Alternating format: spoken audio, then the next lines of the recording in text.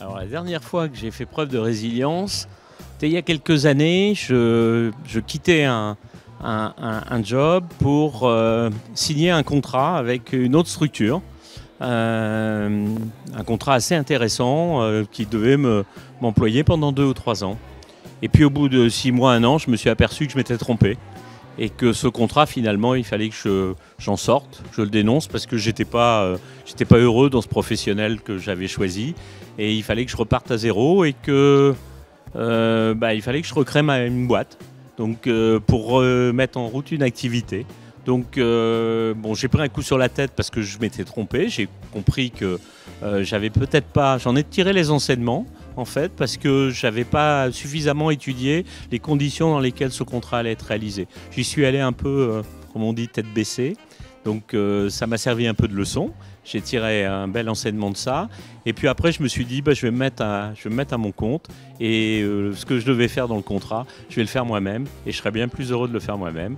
Ça n'a pas été un long fleuve tranquille, mais je l'ai fait comme ça. Voilà. Alors pourquoi je me suis engagé auprès de 60 000 rebonds? Je pourrais faire une réponse convenue en disant je me suis engagé, la cause, les entrepreneurs. Je me suis engagé parce que moi, j'ai horreur de l'injustice.